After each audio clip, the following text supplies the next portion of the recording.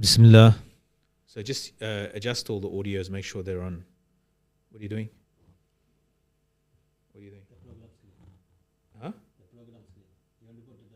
What do you mean? What are you doing? Just leave it as it is. At the podcast, at the image.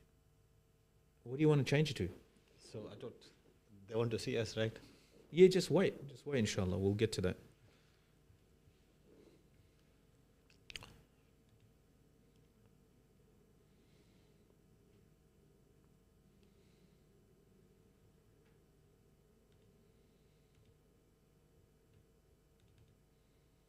All right. There you go. It's on now. Just wait a little bit for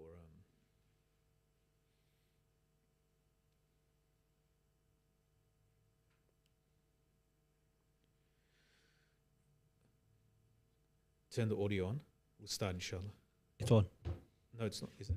You turn the audio on? Okay. Why did you tell me? You know, maybe I speak inappropriately. Assalamu alaikum wa rahmatullahi wa barakatuh. Wa alaikum salam wa rahmatullahi wa barakatuh. Okay, anybody with us? Not yet, no. And Brother Wajid is on his way. Is late as usual? Has asked us to leave the studio unlocked. Yes, with our millions of dollars of equipment. And Alhamdulillah. Yes, Sheikh Khalid. How was your week? good, alhamdulillah. Oh, yeah. We'll talk about after, inshallah. Oh, mashallah. The weekend anyway. Oh, okay. Inshallah, the Wajid's, yeah? It's- Because then I have to repeat it for him again. So, It seems you had a great weekend and a happy, a great Father's Day, maybe. How was your Father's Day? Oh, mine was good.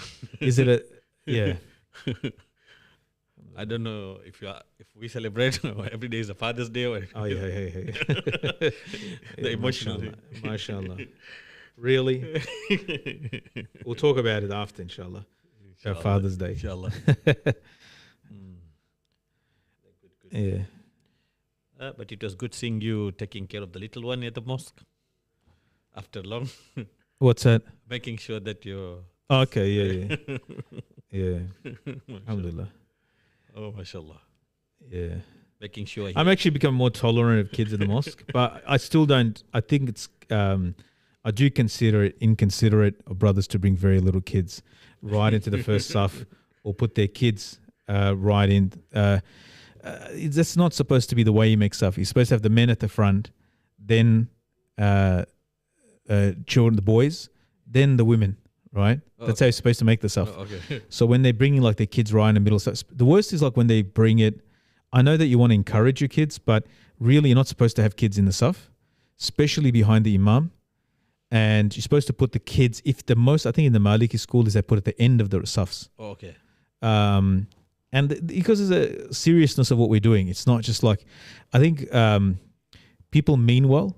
Yes. That, like there's a meme that if you don't hear kids laughing in the back, Yes. what is it? You should be worried about the next generation. Yes, exactly. Problem is they're not in the back saf. They're walking in front of the imam, running around the imam, and like you're trying to concentrate and on focus on worship, and the whole point is to turn towards Allah. And then and I just joke with the people in mosque. I said, like, we've run away from our own kids. Like, we don't need to put up with your kids. So it's not like a creche, Yeah. But some people treat it like that. I get it. There's single fathers and they have the kids with them. They got that time and they want to. But I advise them, bring the kids. If you want to get them used to the mosque, bring them in not during the Jamaat time. Bring them afterwards. And bring them for Jamaat when they're at an age where they can. Okay. Obviously, you should not bring kids into the masjid who will soil the masjid, dirty the masjid. That's one thing. That's for very little children. We've had there's nappy failures where the mosque gets dirty. Then they put chairs. The four chairs. So they put 4 chairs around it to cordon off that area. It's got to be purified. So you shouldn't be. That's one extreme. Yeah. I get if people are passing it through, but some people just do it out of habit. They're bringing their kids. The missus told like the come. Ahlan wa sahlan. Mashallah. Like the generally white people, they men, they're going around the block with a pram. Yes. And, pushing a pram around the corner because, the wife kicked them out of the house and then she needs peace for the next hour. And they got a ciggy in their hand and they... Bro, where did you get this from? I see him around my neighborhood, the type of neighborhood that I live in now. It doesn't but mean the wife's kicked them out. they're not enjoying... No man takes the pram and says, I'm going to go for... A walk. What are you talking about? I do. This is like... Well, not that I walk much, but... Yeah.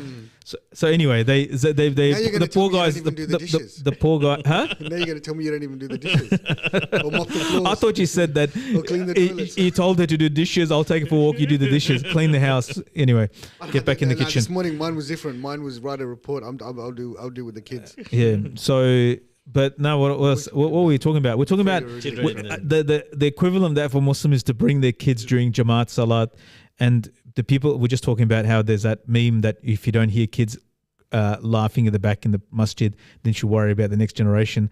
They're not playing in the back. They're running in the front stuff in front of the imam and around the imam. And you're trying to...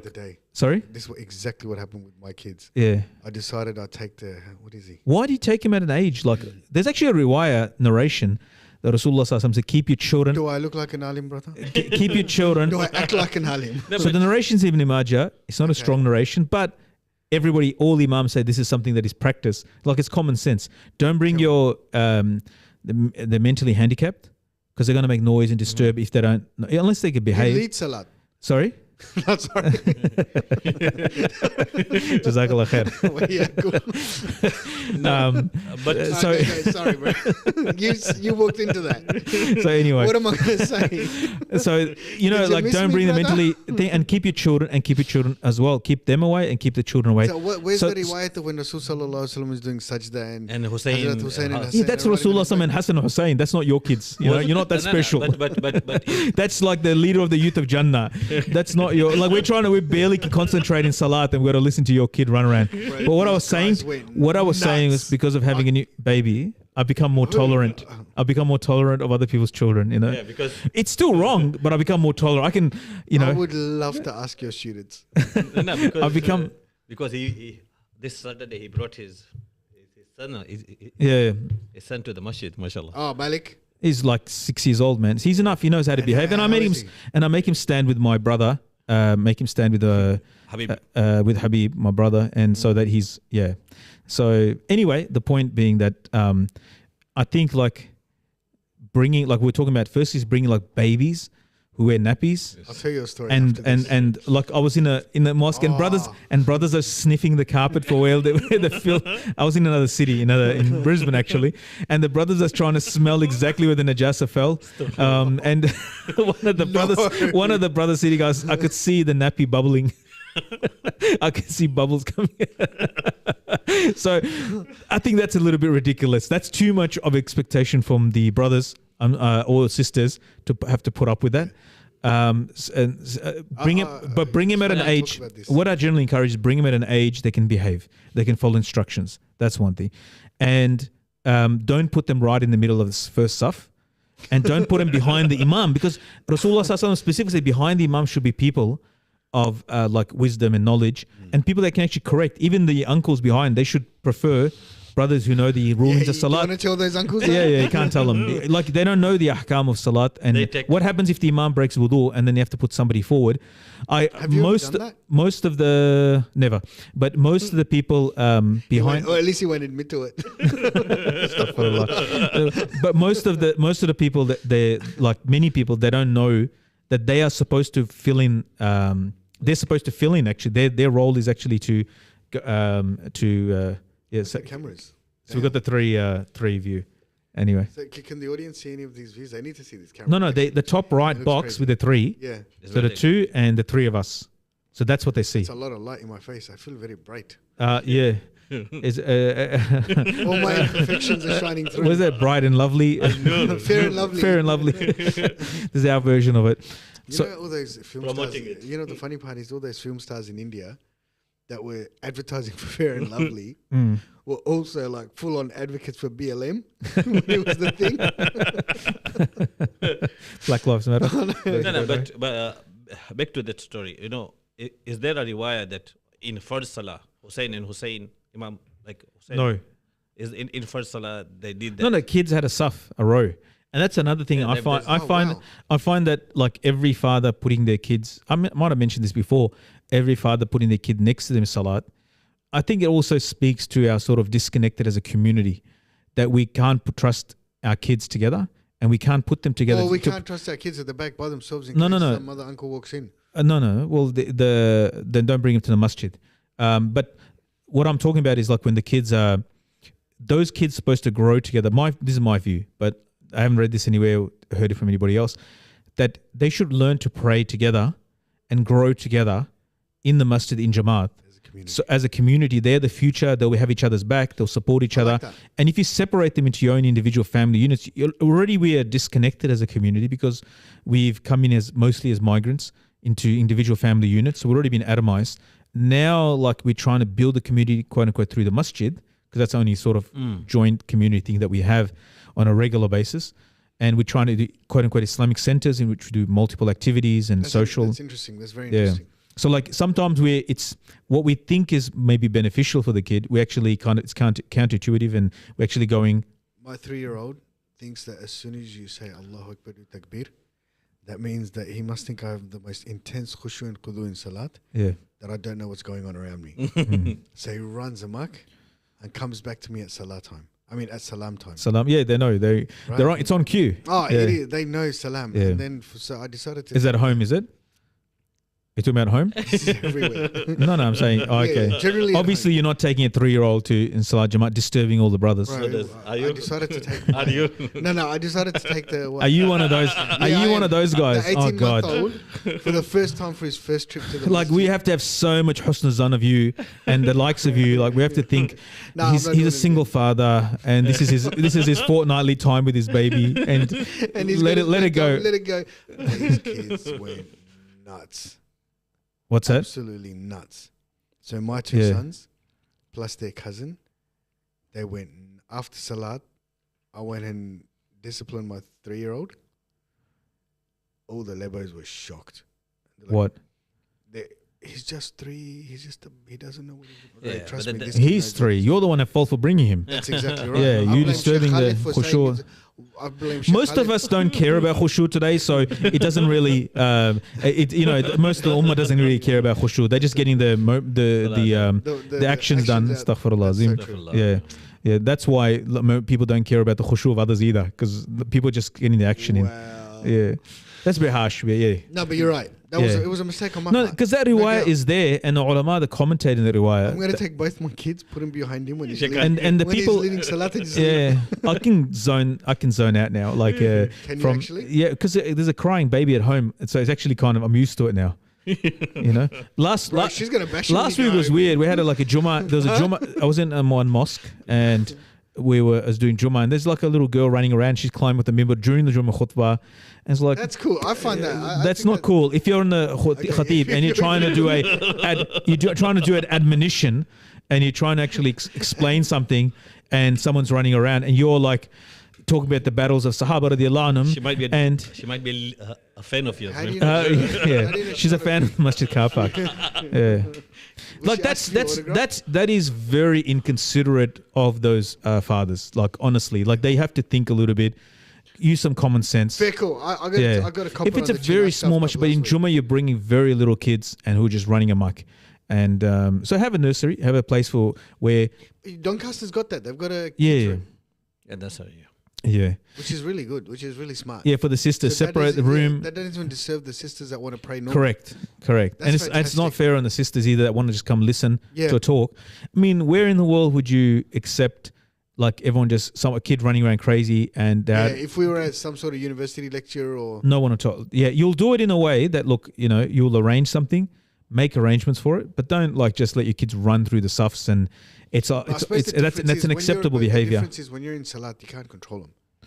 They shouldn't be there in the salat. That's the whole point of what I'm saying. They should not be there in a lecture. If they hold them, they stay quiet. It's different. But you let them run around through the rows and distracting and so forth. That is not that is not the mosque of Rasulullah sallallahu alaihi wasallam in the time of Rasulullah sallallahu alaihi wasallam. But again, people will come back to Hassan and Hussein radiallahu anhu. But that's not a dalil. That's not a dalil because Rasulullah specifically has given instructions for thing. He went What are and these he went to pick instructions? that don't bring your children, small kids, to the masjid. Specifically. Yes. And that is accepted by all the ulama, that it's that even though the hadith in the chain narration is weak, and let's even imagine one of the 6 So the authentic chain books, of narrations is weak. but every alim that comments goes, this is like practiced. You know, it's common sense. Like if you treat salat in jamaat, right, as a Babysitting. not just babysitting, but you don't treat it seriously, your discussion with Allah, you wouldn't do that at your work or your work meeting. Even a Zoom call, you wouldn't dare to do that. You would send them to another room because what you're doing is important. Meeting Allah and talking to Allah is not important. That's what you're saying. And that's where and those kids that are when you bring them to the mosque who run amok, like they're not, the parents don't have them like on a leash, like they just let them loose. And then you have like 20 of them. And I'm not talking about inside the mosque, I'm talking about generally. What you're teaching them is that It's okay. deen is like not to be taken seriously, it's just a game. It's a social event. It's like a party at uncle, auntie's house. And like you're not actually taken Do you go seriously. to party? But We used to go a lot. but the argument Does is that still happen? I don't think that happens anymore. But the argument these people give is that that's the only time that we can connect this youth to the masjid. Then what do you? They're not youth, they're babies. Yeah, the babies to the So masjid. bring them at an age 5, 6. Generally, they've gone to school. By the age of 6, they've already gone a year or two to school. So they understand instructions. Okay. So bring them at an age. I'm not saying don't Bring deprive them, them, okay. because it's not even fardh for them to pray salah till 7. not even to be taught till 7, so which is like 6.5. Yep. So 6.5, they don't even. There's no requirement even. So about 6.5, 7, then a climate. do. Then you start Yeah. them. Let's say 5, you start like a little bit slowly. 5 by 6, by 7 years they start praying. Training them to do salat for the next 3 till the age of 10. Yeah, do that. But by the age of, you're bringing a 3-year-old or 2-year-old who's not even going to remember this. Probably they will not remember this. That's why. They'll remember how you made them feel. Yeah, you made them feel happy at home, and they won't even remember that. They won't remember nothing, you know. So No, I remember those ages being. no, 2. Can you? I don't think so. I think, you're not one of those weirdos. You know, I remember when I was in the womb of my mother. Someone said that. Someone said that to me. I remember that. I remember. I said, all right, brother. Someone actually said it. So brother said that to me. What did you say? I was like, I haven't had that experience. You know, like I can't So relate. the I can't water relate. slide out. Can't relate, brother. Sorry. Yeah. But what I'm saying is like, there's common sense. There's a places and time for children, for Yeah, youth. fair call. Like you don't, Rasulullah Sallallahu Alaihi Wasallam, when he came to the battlefield, he would check like the boys that were not baligh, said, no, you can't go. Oh wow. So 13 was like their, cut off things. They're not baligh. He checked them, checked their height, their size. They were not ready for service. So they were sent back, and they were trying to stand at tippy toes, trying to get to attend, but Rasulullah sent them back. They missed out on the Battle of Badr because they were too small. So there's there's age appropriateness for different things. Masjid is not just a free for all thing. It's not I get it. The brothers might not even know that there's rulings for children in the masjid. I had no idea. And I think one of the that's frustrating things, my father was very particular about this. I'm not so. I just remind a little bit every now and then. Like when you finish our Farah Salah sunnahs, there's always some brothers talking very loudly. Yeah. And my father used to get very upset. He used to get very upset about that. Because it's very disrespectful to people praying salat. Exactly. So, and you're not showing respect to the masjid, the house of Allah. Umar radiallahu anhu was like some people talking loudly in the masjid. Just think about how the Sahaba saw the sanctity of the masjid. And they were talking in the masjid, and he said, "Are you from Medina, Munawwara?" And he said, "No, we are from outside. If you're Medina, I'll give you a punishment." He said, and then he had a place built outside of Masjid Nabawi for people to talk, go like this. So he goes, "I would have punished you." Like they didn't tolerate. Wow. Like there was a sanctity to the house. It's a house of Allah. It's not your house. It's not a basketball court. It's not a community center. It's a house of Allah. And because it's a house of Allah, it has to have that sanctity. And when we lose the sanctity, You've got a basketball court at Ummah Center. that's not in the masjid. That's outside the masjid. Yeah, the courtyard is outside. You can go outside in the courtyard. I will not stop. Like anybody talking in the courtyard. Kids are playing there while I'm doing my dars. It's not an issue. That's outside. We close the door and let them play. Somebody complained once in the masjid, like the boys. They were coming playing basketball every Thursday. Come play basketball, and they were loud. And somebody in the mosque. The mosque is so far. There's another building between them. They could hear all the noise of shouting because they're playing basketball aggressively, and he complained. I said, if you don't like it, go home. Like, if you don't like the Did you noise. actually say that? Yeah, because a lot of the old guys, they like their peace and quiet. So they They're don't. not getting it home. Huh? They're not getting it home. Yeah, so they like the peace and quiet. I said, no, they're here, and then it's not Salat time. They're not playing during Salat time. This is before and after Salat time. It's fine. So we have to have different things. And for parents who want to bring their kids, get used to it, bring it outside of Salat time until they know how to behave in the masjid. And then when they come for Salat, they stand in the saf with the kids at the back. I like that idea, Yeah. taking kids to the masjid outside of Salah time. Yeah. To bring them, get them used to it. For them, it's like just, for them, it's just, they've never seen so much carpet in their life. It's space. Yeah, just run Just crazy. run. It's like a paddock of carpet. So it's That like a is what huge it is. playground for them. That is But what it is. that's why they're running, because they've never seen so much carpet. It's just like it's like a track and field. It's like running. Carpet. Yeah. So Playtime. yeah. So that's what they're going to do. But that's not the kid's fault. That's the parent not being sensible and not being considerate of the other musallis. Like they bring their babies, like literally babies, like 3, 4. They're still nappies. They're in there running in the safs and so forth. Like, what are you doing, brother? Anyway, I'm just Look at imagining. Jack I'm just imagining the Queensland brother seeing the bubbles out of the napkin. someone is just commenting when your parents tell you a story when you were 2 and you're like, oh yeah, I remember that. And so true. The carpet rampage. Anyway, yeah. It's you have to attend to all these things. You have to get them used to be comfort around the masjid. We got bashed. I will remember one time, one of us brothers, when you go in sajda and the topi falls off, the cap falls off. Yeah. While my dad was praying, I won't say the name, one of us brothers picked up the cap to pass it back to him while he was praying. After he finished salat, he slaughtered that person. When I say, I'm praying and you disturb me, when I say slaughter, it's not even the right word to describe it. But you know what? Not one of us decided to give him that cap back. It fell off his head. That was the old school discipline. Yeah. I remember I'm still going to the 80s. therapy. In the 80s, I think I mentioned this before as well. In Jummah, someone turned around, and this is like 80s. It's like me and my brother, we laughed during Jummah, like because we came from Pakistan, and Pakistan, like pretty much 99% is Hanafi. So the Ameen in Jummah is said softly by everybody. Yeah. So when we came here, we got all these Arabs, mashallah, and so the top of their lungs, a lot, Ameen, they're saying. So we waited every Jummah for that, because it's only like in daily salat, there was no one there. We're talking about the 80s. There's like you and your dad. That's it. Yeah, sometimes it was, and Muaddin, Abu Hassan, and that's like there was like 2-3 people for Isha. So sometimes he would be just him, the Muazzin, and the Imam, and then he would go home and get us. So there's a saf in the mosque. There's no saf. So then in Jummah there was like a handful of. It wasn't a lot of people, like a saf, and Subhanallah,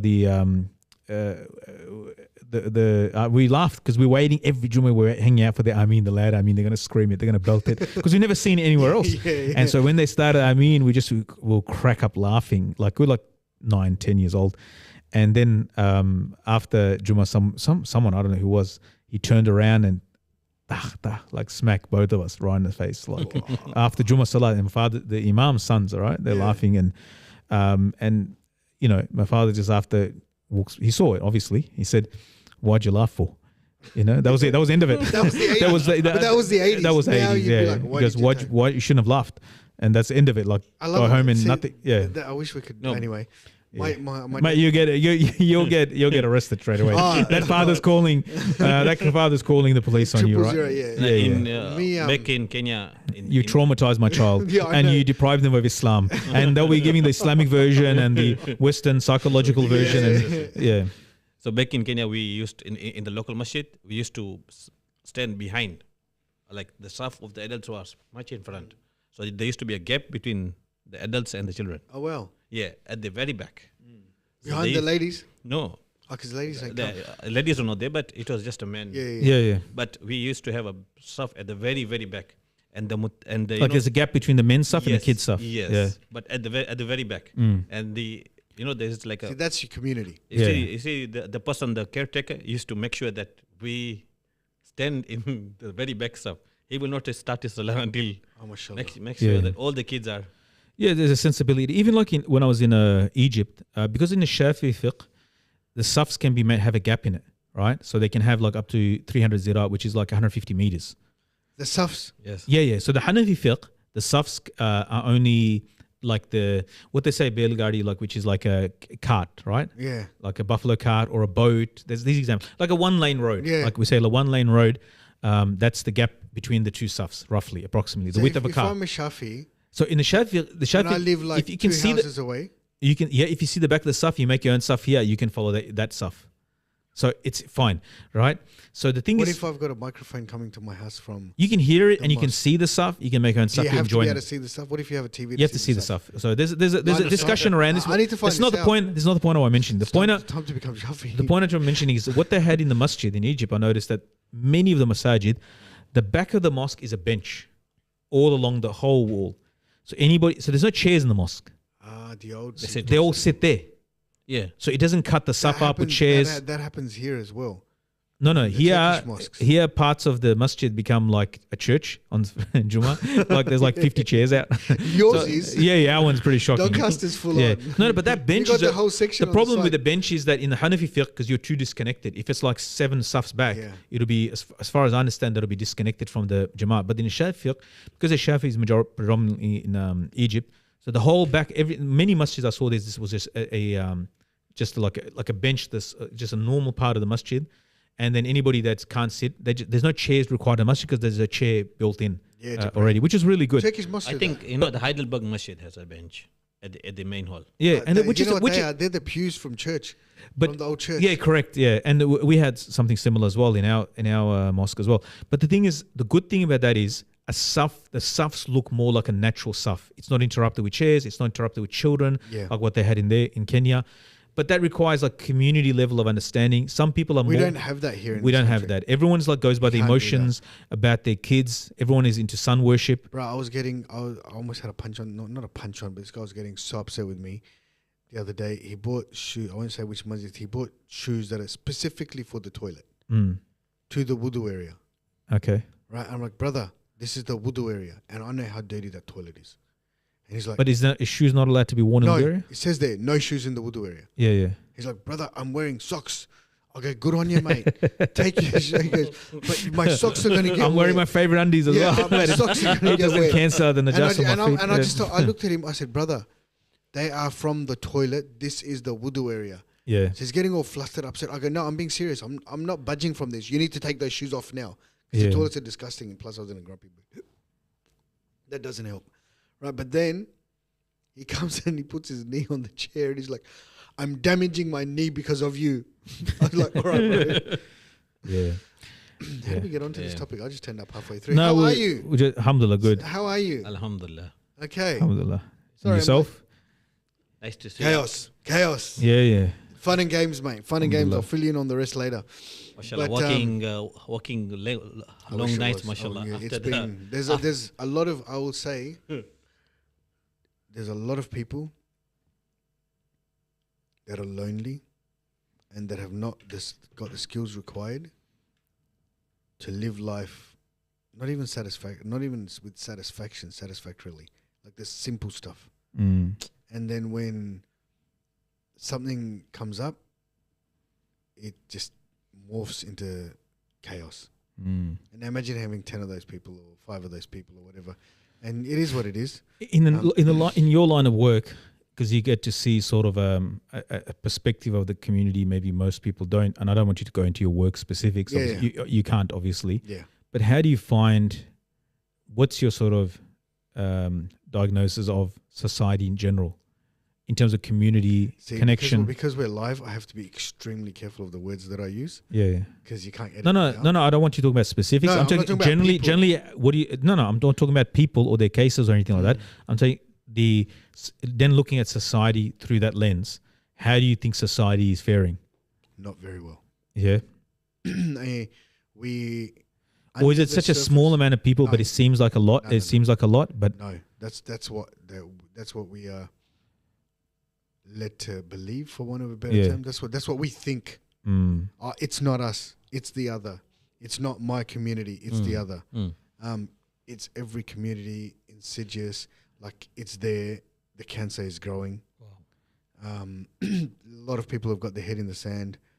Like how bad is social cohesion or people just being, like you're talking about loneliness? Let's talk about housing.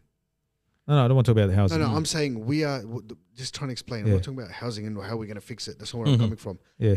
When we talk about a housing crisis, I am seeing firsthand how extreme it is. Like, bro, this is not just we need to build more houses that we hear on the news and, everyone's saying the right things. This is having an effect on families, on children, on individuals to such an extent that I don't have words to describe it. Right? So, and then when you talk about society, we are very selfish now. Society has become extremely selfish. Yes. Generally. If I'm okay, it's okay.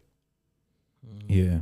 If that's not how society. Yeah, but that's the we've been atomized intentionally. Yeah, I think one of the byproducts of capitalism is this. I know it's like maybe other people have connected this.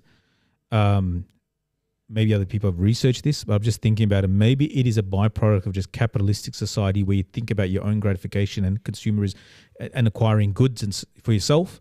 You have to acquire it for yourself. There has to be greed. Selfishness is built. Greed and selfishness is built into it because it's capitalism. It's about capital. So then you're worried more about yourself and getting more for yourself all the time. But do you know what the crazy thing is? People aren't acquiring goods anymore. They're renting goods. Do you understand what I'm saying? Yeah. Things are coming in, things are going out, money's going out. Nobody actually, except for the baby movements that have got 10 houses, right, or whatever it is, people don't really own much anymore. If you strip away my car loan, or I'm saying if you strip away the car loan that we have, the housing loan that we have, the money we took for the holidays, the credit card we went shopping with for clothes, for these are people that are earning good money. You end up realizing, I don't actually own much. And that's what's sad. I find that people have become really selfish. I do. Nobody wants to help. So when you're trying to, and everyone's trying to cover their butt, whatever you want to say, but at the same time, you see the rays of sunshine where you just come across someone and the talent this person has just blows you away. And you're just like, wow, I wish this was channeled. And then you try and channel it, like you assist or help or whatever you want to say. So there's those things. But getting back to your question, if every single person in society just decided, and we say this all the time, and this is not just a cliche, it just goes, today, you know what? I'm going to help someone. This is really annoying. I'm going to help someone without expecting anything in return, without them even knowing. That would just, that one little thing will make a massive difference. And then you've got the other side of the coin, which is the entitlement, where I need this, I have to have this done, I have to have, again, same thing, where I can see why people in society are like, I can't be stuffed, because there is we have developed this sense of, you said the word. I remember you said it once in one of your bayans or talks where you said Centrelink is a privilege, not a right. That has left people as well. Wow. The understanding of what are we getting that's actually a privilege, and what is it that what should I be doing? I mean, the story is a dime a dozen. We could talk about it all night, but does that answer your question? Yeah, I mean, I think like if people, they're so, from the government level, top down, they're so committed to capitalism, and in contrast to quote unquote socialism / communism, that you can't question it. That's that's a religion. Capitalism. I think that's produced it's a commitment to me benefiting and my children benefiting. I'll give you an example. Yeah. It's not capitalism. I think it's capitalism. If you look at, for example, guess who ScoMo works for now? I read this the other day. AUKUS, someone that's got linked with AUKUS. I thought it meant Salvation Army or something. No. You're right. The op shop is going to be in your local op shop. The point is, everyone's scratching everyone's backs, and Australia, the amount of wealth that we produce, the amount of stuff that comes out of our ground, we should not have one homeless person in this country. We should have not one child going to sleep hungry. Like, that shouldn't even be a thing in this country. Yeah. Incarceration rates shouldn't be so high. Yeah. Like, it's full on. But I think the calculations are done. Majority of people are okay. They're producing. They're productive. Hence, it doesn't affect a lot. Yeah. I don't think that's the case. I think in the next 5 to 10 it's going to be Yeah. Like look what's happened. Look in the UK with the riots, with everything that's going on, where the understanding is the immigrants are taking our jobs when that's not the reality. But that's what we have to think about. What are you reading, Malana? No, I'm just saying, is a capitalist society make you selfish, or are we inherently selfish? Right? Are you asking ChatGPT? I've got to put this up. Hang on a second. What's that? I've got to raise my microphone. Okay. You should have come early and fixed it instead of like last minute. You come late. I'm in an Uber. You got to drop me home. Uh-huh. You're fine. Okay. Yeah. Yeah. That's better. So Wajid, how was your Father's Day? Bro, I didn't have a Father's Day. What Father's Day? The kids woke up late. Oh no, actually no. My son, my 3-year-old son, made something at kindy. Okay. They said, "I love you, Daddy." So that was That's and cute. then he made with his mother. They made biscuits, of which I had one. Apart from that, Inscribed Happy Father's Day or no, I just said, "I love you, Daddy." What about you, Big Daddy? for Sheikh Khalid, I think every day is a Father's Day. Oh, wow. Yeah, that's there's nothing wrong with it per se. It's like I think people who criticize it every day is like in Islam, every day is a Father's Day, every day is a Mother Day. Yeah, it's not. Huh? It's not. Let's be real here. Look, the one thing I do, Father's Day is growing on me, not just because I'm a father. I feel like it is a day where children, like, genuinely make, the ones that celebrate it, make an effort to connect with their father or their mother, depending on the day it is. Yeah, like they'll buy a And gift. they'll see the family and buy a gift. It does bring them together. And dad's special that day. There's no swearing at dad, and he can be all right, can do whatever he wants. So it is a special day. I think there's something to be said for that. Yes, every day should be Father's Day and Mother's Day. Unfortunately, we don't live in. Come on, I Just because I don't know. I think it's a bit of it's not, it's not every day is not a Mother's Day. No, it's definitely not. Every day is Children's Day. Not in this current society. Yeah, I mean, they say this is like an insult in humiliation of the parents to give them one day a year. I'm reading fatwas and what they're saying about it. So I understand that. And however, for me, Mufti Abdul Wajid, Sheikh Mufti Abdul Wajid, there's something to be said for it. Yeah, it's better than nothing, mate. It's better than 365 days of the year, nothing. Yeah. At least you get one day where they pretend to love you. Huh? Pretend to love you. Maulana, what about you, mate? How was your Father's Day? He woke up he woke up to breakfast in bed. Oh, mashallah. Bacon and eggs on toast. Yeah, I like the Malaysian government. You know how they put it? What? As an extra honor for them. Wow, see? So he said that this is from their government's website, fatwa. It's an extra honor. See, I like that. Like, it's not, don't consider obviously like an Eid. It's not limited to certain days. We do consider these days as we do not consider them impermissible. However, it should be several conditions. Consider Mother's and Father's Day as an extra honor for them, not limiting the scope of respect them only to these days. That's Do not make it as a religious celebration, just as a tradition. And should respect your parents and at the same time understand the teaching of Islam, and obedience is not, that's not restricted to one day. So, yeah. I like the extra honor. Yeah. So did you get some extra honor? Alhamdulillah. Get off your phone. Alhamdulillah. No, I'm just reading the fatwas for your benefit. So you learn something. So you leave tonight with some knowledge, Yeah. You said it's okay. What did you based on nothing, based on your feelings. What did you? The guy brings his kids to the mosque, Maybe. after. Maybe you got some deer. You know what we need to do?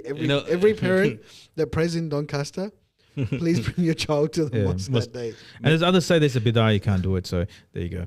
Anyway, let's leave Maybe Sheikh Khalid got some deer meat for breakfast on Yeah, did you guys discuss our fearless leader hunting and gathering food for the masses? We should, you should put up the picture, Hey, I got some in the car for you, so inshallah. How do you cook it? I'll Google it. The missus cooked. Sorry, not missus. Actually, the missus didn't want to have anything to do with it because it smelled. Does it smell? It doesn't smell that. It's gamey, but it's not. My mum cooked it tonight, like in a curry. It's beautiful. Oh really? Yeah, she used the backstrap. Backstrap. She cooked the back. I got backstrap for you. So, okay. But it's Friday night. So what happened was I did Jummah in the south, in Melbourne, and I was at traffic light. In the south. Dandenong, and so then I was at a traffic on the way back home. I was at a traffic light, and there's brothers were there in the car, and one brother said, you or another car? Another car. Yeah. So they just open salam alaikum salam as everything. Because do you like hunting? And I said, yeah. I mean, like, of course, I always want to go, but never. I got the gun license and all that, but never been. So I said, okay. I've been shooting before, but not hunting. Yeah. So I said, okay. Yeah, inshallah, why not? He said, but I said which day? Because in the evening, I got class this day. Sunday is for family, Saturday's out. So then he goes Friday. I said I know. Draining like this is a very long traffic light stop. And then you were next to each other in the car. Traffic, yeah. And I said, all right. Yeah, Friday's the only one. And he goes, yeah, tonight. I go, yeah, today's Friday because we just prayed Jummah, obviously. And then we'll go, and then we went. So I said he's got a class with one of the sheikhs in the south, the brother, and said I'll cancel the class. I don't cancel the class. We'll go after the class. Oh, no. Yeah. So he finished his class about 10 o'clock. Turned up at his house, and then from there we took an hour drive out of Melbourne. Yep. And we went to the place. It was a private land. It wasn't a reserve. What do you call it? A national park or anything like that. So there's actually maps you can get of where you can hunt.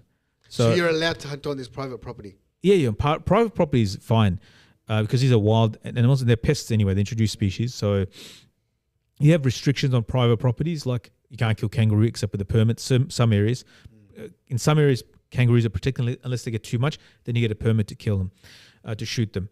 But so he's got arrangement with the owner. Send a message to them and said, we're coming tonight, late tonight.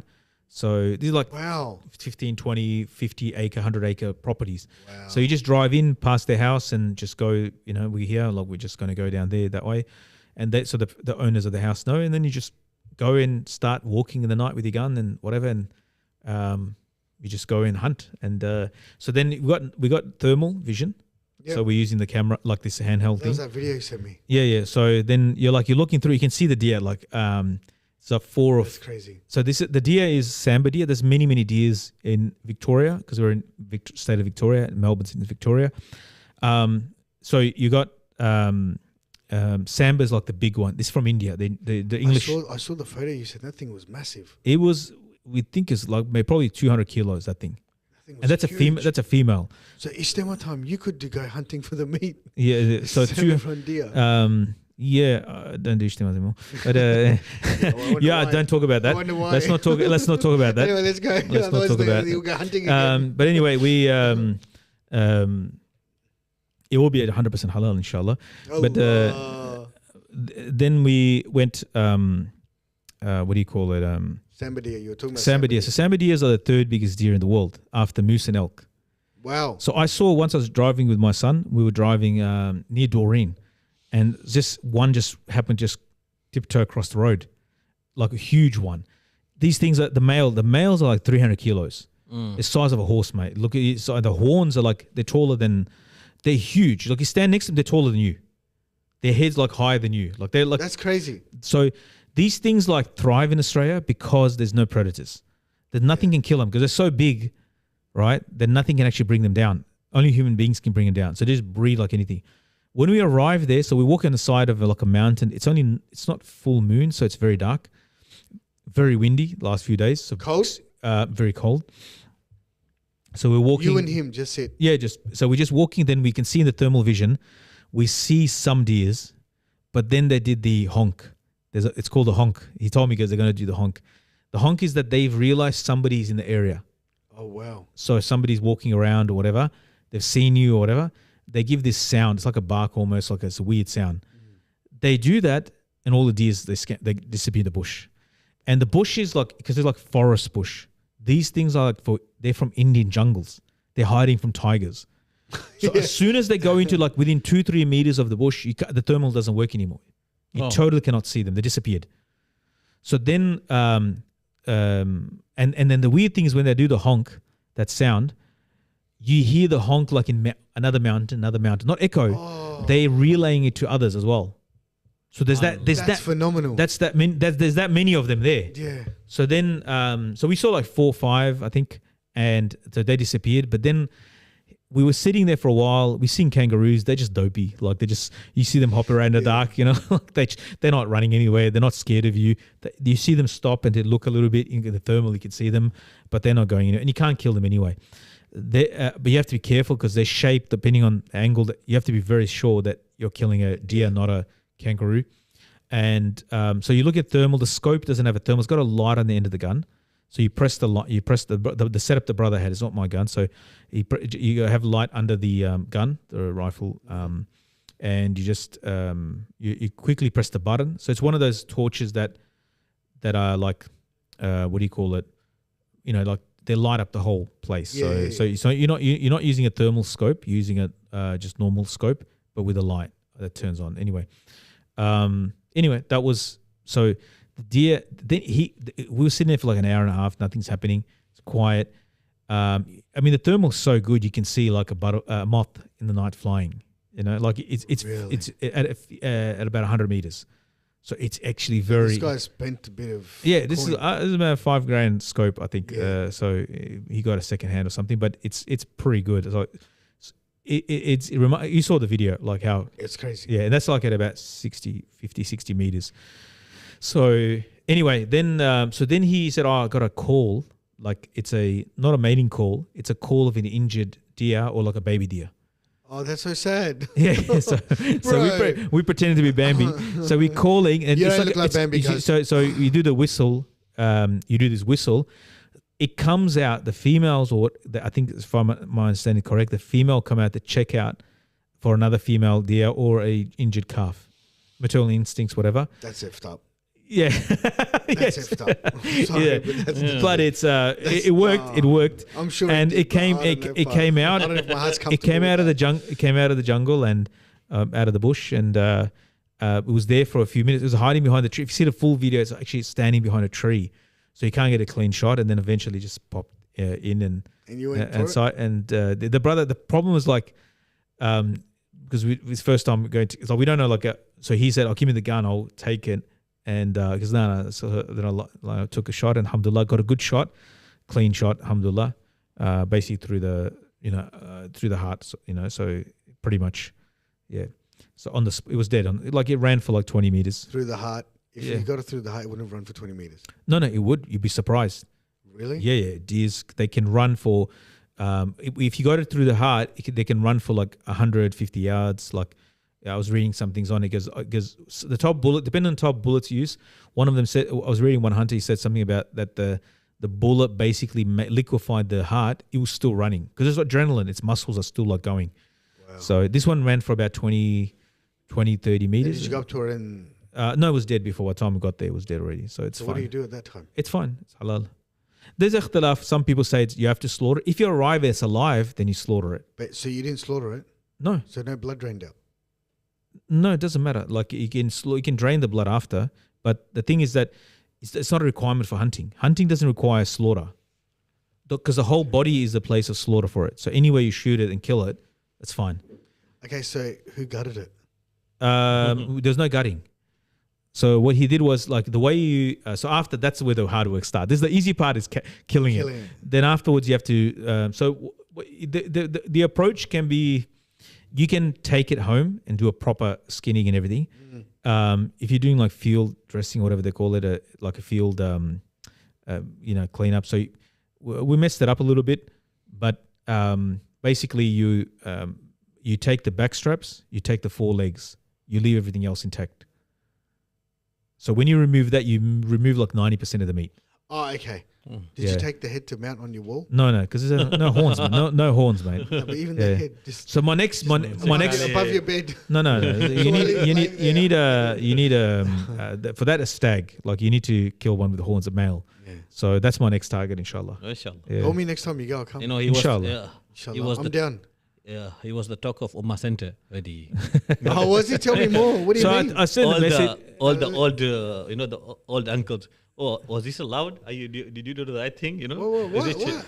Because in our sort of community, there's not a very the idea of me posing over. It looks like that I've got my foot on top of the. Yes. Yeah, it does. It's not. There's a piece of log there. There was a log there. I got my foot on a log. I wasn't doing some English. Merciless, Yeah, I thought you were. You know what I was like like? the merciless. I was like, this guy's channeling those English hunters. Yeah, no. It was actually we're just tired because we're walking so much. But there's a piece of log there, like a one piece of log. So I got my You should foot. have an arrow in that photo saying log here. Yeah. So, but it was a cool photo. But anyway, Yeah, It was a cool photo. It was.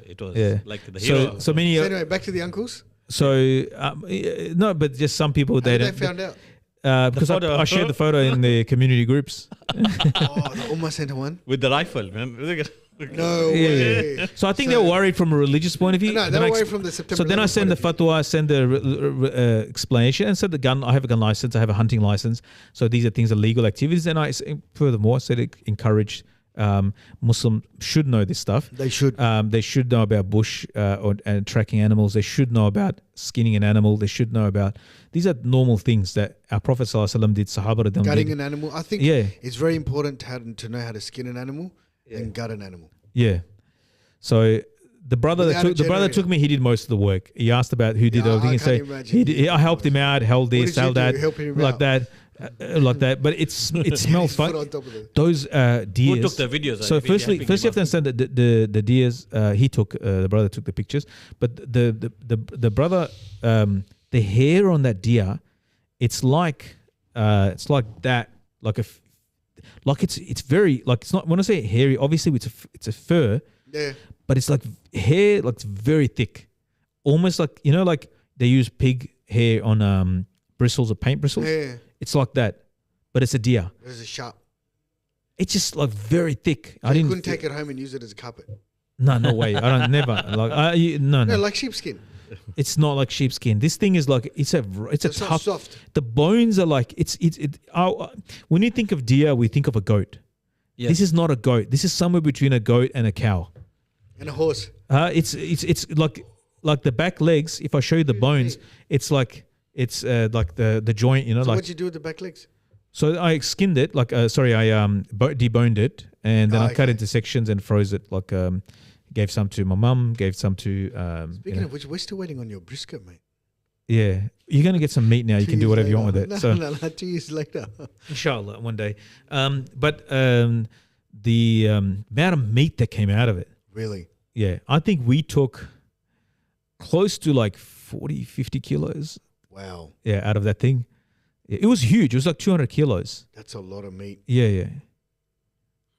Wow. Yeah, they're heavy. The 40% of the meat is in the back legs Okay. because they do the bolt. They need to launch. So, So it's got to be slow cooked, I'm assuming. slow cooked or in a pressure cooker would be the best. Something like that. You need to cook in a pressure cooker. But my mum made the back strap. So you take the back strap. Back strap is this long. It's like about 70 Yeah. meters long, 70 centimeters long, and it's like that thick, like the meat. Like So what did she do with it? She just made it into a curry? you can make like 30 steaks out of it. Yeah. So she's made it into a curry. She made a very nice curry. Had it tonight. It was very nice. So you can cook it, and it doesn't have the gamey taste in it if it's cooked Right, well okay. with spices. I think if you cook like a white man, I think it's got you can taste it a bit more. Western. There's a whole online thing about how to cook it and people how to tenderize it and people they want to get the gamey taste out of it. They put soak it in milk in the night so it gets rid of the gamey taste. Yeah. That anyway. sounds like a lot of work. I mean now it's done. I've cleared my fridge. I brought all the stuff for you guys. So How much did you bring on one of I brought a bit. Yeah. Did you actually? Yeah. You take it home and you cook it, And do inshallah. what? Cook it, inshallah. How many kilos is that? I bought like 4 or 5 kilos. I worry when he says I'll split that. it between you guys, inshallah. Yeah, good idea. So, but It's fine. You a take it worthwhile home, you cook it and drop it off to me. worthwhile activity. Cook it in a pressure cooker and whatever you have to do, magic you do.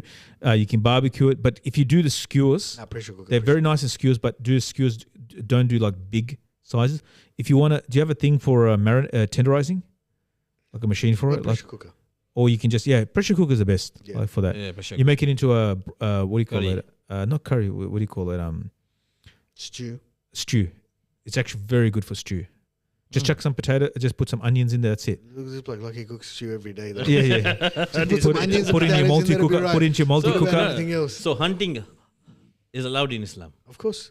And it's mentioned in the Well, I Quran. mean, you're the- Oh, that's good. Yeah, and Ismail alayhi salam used to, mentioned in the Quran. yeah, and Ismail alayhi salam, he used to hunt, and he was a hunter, and so there's no. I think maybe some people are overly sensitive about killing an animal, No, I think it's also. but the they fact also that you eat got a meat gun. from the industrial I farming. think So it comes back to the whole September 11 hangovers of he's got a gun and he's got a big. The imam with the rifle. Yeah, that's right. That's got something to do with it. I'm telling you now. really, It's that's what it some is. might be It's- sensitive it's to that. not- yeah, I thought it it's was not- more to do with just No, the that's just idea a of politically- turning. That's a politically correct way of saying it. Okay, yeah, is it? Without bringing. Well, vice it's to it. halal and it's legal. So what's Yeah, your no, what's that's your fine. so I That's don't the thi- thing. I don't think it's that. I don't know. I think it was more to do with just they maybe shock them a little bit. No. Yeah. It's not. So It's to do alright. with the September 11 hangover. I can tell you now. September I'm with 11, such like it's confidence. 25 years Doesn't ago. matter. I Yeah, can tell you, but, 22 but years. the people that complained. I don't think anybody were they complained. I young? think they were No, just the people concerned. that They're concerned. The were old uncles. Concerned Were they citizens. young or old? The old. I don't know. It came secondhand. So Okay. yeah. So that's something to. I mean, he's like, look, this like, he's in the know. and then you have like all the hunters come out of the woodworks. Yeah. The ones that are closet hunters, they don't tell anybody, and then they come out and said, "Please, next time you go, take me with you." So now I become like a connoisseur of hunting. brother, let's Here we go. show me your target range accuracy. You know, At 100 yards. At 100 you know yards, the what's your brother. grouping? You know the brother who went with him has missed. The brother He didn't hasn't get got the one catch, yet. yes. He never got one. I got him my first shot. He hasn't shot one ever. He hasn't killed one yet. Ever. No, I'll tell you who it is after. What do you mean? But I'll tell you after who is. Yeah. So it's not that hard. I think he'll probably get one in Bro, next please, week. just because you got one shot off now, he's like the I got expert. 100%. I got It's not that 100% kill rate. and then he's like, I got the blessings, hard. Yeah, I know. It's the Sheikh the It was Imam. after the Barak of Jummah, I was riding the. So To the all way the that the way podcaster, if anyone from Ummah Center is listening, bring your children. uh, Put them behind Imam Sahab. the what do you call it? For practicing, the brother was suggesting that for target practice, you get a 22, which is like small one, and a rabbit shooting. So you go rabbit shooting because they're pests, and a lot of farmers want to get rid of them. They're just like digging burrows everywhere, especially if there's an infestation of them. So you go, and because they move quickly. I've had rabbit before. So it's good for target practice. Rabbits are good for because you got to get rid of them. The farmers got to get rid of them to protect the crop, whatnot, and because they're damaging the ground anyway, and they're not native, so they just wreck everything. So that's like with a 22, which is a smaller one. And then there's rifle shooting. Shotgun for birds. So people that go bird shooting. So that's also good as well. That's a different type of thing. So you need to have like about 3 guns in your Repertoire. repertoire. I actually know somebody that's been out that wants to go shooting. Okay. Very Every we all know. Like I know a couple now. No. What I mean is he does already. Oh, he goes already. He yeah. goes. He's an Regular. experienced. Okay, mashallah. He's an experienced. No, there's a lot of brothers, and Yeah. so one of the brothers, a hunter. You know him. He sent me a message. He goes, "All right, you need a trophy now, like a stag horns, like that's your." Yeah. So you've like Can you take it and mount it on the wall? because Chop its head off and that's what they do. They give it to a what do you call it? taxidermist. Yeah, and they do that to them. So, but from what I heard so far, that you Islamically you can't do. I don't know enough about it. So I noticed that some brothers they just cut the top of the head. So they Scalp. the scalp. So they just got the horn. They just got the horns. Yeah. Or they just have the they clean up the I think they bury or something the head, and then like the animals like they eat away at the So it's just all a the skull. flesh. So it's just a skull and the horns. So as something for the desk, I guess. Can you imagine you walk into his imam's office and there's this stag hanging up? Yeah. Inshallah. head. Yeah, that'll be What, cool. with the head? Inshallah. So that's sort of like the It's next. like, I shot that. So for the next foreseeable future, a lot more target practice, and the aim will be inshallah to get a stag at some Have point. you bought any? What's guns? that? Inshallah on the way. Got the bug now. So What does it cost? it's actually not too much. Like you can get, once you get your license and thing, which doesn't cost too much. So for those who don't know, what you do is you do a safety. Safety is a big part of it. Anybody that's hunting, they're very particular about safety. The gun's got double safeties on. It's the gun that we used, Winchester, whatever. There's a double safety on it. Really? So Click. yeah. So there's a two level safety, and how you carry it. So to get the license, the gun license, which allows you to own a gun, that license you have to do a test for. Most of that test is, of course, about safety. So how you hold the gun and all that sort of stuff, and how you store it. So and then so you go to one of the gun clubs, shooting clubs, gun clubs, whatever shops. And I did in Epping up in the north. There's in Dandenong, there's in the west. Anywhere you go in Melbourne, you'll find these places. And you book a time and you do a test. They give you like a receipt for the test. And then that's part of your application for the gun license. Okay. So for a rifle, like A and B, that's a category, A and B. Once you do that, then you can get a hunting license as well, which is a separate license. It's not really tied to it, but you can get it for deer. And then you can go deer hunting in national parks, right? And then if you want to buy a gun, then you let like a gun shop know that I want to register through you. You don't have to pay anything for that. You register through a gun shop. So I think some do charge, some don't charge. And you register through them your firearm, but you need to have safe at home to store in, a special gun safe. But and also an ammo. safe for ammo. Exactly. So it has to be separate from the guns. The ammos have to be stored separately. And it's like dyno bolted to the ground. It's like has to be safe, secure and safe, inaccessible, put it that way. And that's it. Like you have your gun and just take care of it and whatever. And there's not much maintenance to do. And then whenever you want to go, you take it out and hit the road and you make sure you're in the right place. So if you're doing it on private property, you've taken permission for that. If you go in national park, you have to go specifically the areas in national park that allows it. Not all national parks allow it. So there's maps for it. Parks Victoria, I think they've got there's an app so you can check on the. Oh really? Yeah, I'll show it to you quickly. The app is. I'll put that down. Parks Victoria, where is it? You become a pro in this, mashallah. Not really, but just if you, here. He thinks he is. I can pretend. So if you go to Parks Victoria app, right? So it's got walking tracks, camping, bushwalking. And then the last one, third last, mountain biking, paddling. Then you go to hunting, it puts an overlay, accept and continue. So then it gives you a map. See that purple? That's where all the places you can hunt. Well, I can't see that far. Yeah, I can see that. So that's can you see? Purple. Melbourne. Right? Yeah, nothing close to the city. The closest is near Whittlesea, which is not that far. Around Warburton, Powelton, past Hillsville a little bit. So, up in you start going to the Alpine, I guess, areas. Probably the closest to here where we are in northern Melbourne is just past Whittlesea. There's national parks there. Mount Disappointment, State Forest. Oh, yeah. Yeah, I went there. And you see... I've been forward driving up there. Oh, okay. So I went to Mount Disappointment last year and I was tracking deer, stalking deer. And then I found one, mate, the way they're hidden during the day. So I know the spot because if you go there, they'll that's a year ago. They might be dead by now, but might be killed by now. It's been waiting for you to come back. And yeah. So, but once you figure out, you drive, you sort of track. Those things are so well hidden that, it was 30 meters from me, I didn't know it was there. Mashallah. Until it bolted. Yeah. Okay. And they're so big, like the samba deers, they're so big that it feels like you can feel the vibration, like it's a horse galloping. They're massive, when it just it's thumping the ground, when it's running off. That's how big it is. So anyway, that was interesting experience. So you can do deer stalking and follow them and whatever and learn about them and their habits. There's hog deer. I think they're protected for some reason. I think there's very few of them. There's Rusa deer. Yeah, but how do you know which ones you're shooting when you're shooting? You don't know it's a hog deer. No, hog deers are tiny. They're very little. Okay. Yeah, they're very little. So I think there's some restriction on hunting them. Rusa deer, they're very nice as well. They're smaller. So they're smaller, but they are that you're allowed to hunt them. You don't have to go very far for them either. But samba is everywhere. They're huge. They're just very tough animal. Yeah, you just see from the size of the bones, this is like a very tough, rugged animal. Yeah. Anyway, it was good fun, alhamdulillah. It's an important skill, and I think for those that can and have the ability, should really get your kids into it.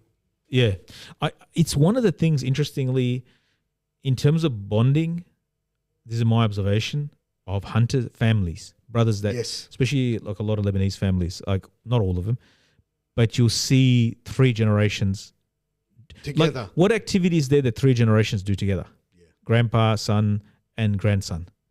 Fishing, hunting, something like that. Yeah. Other than that, like, is there any other activity that they enjoy together?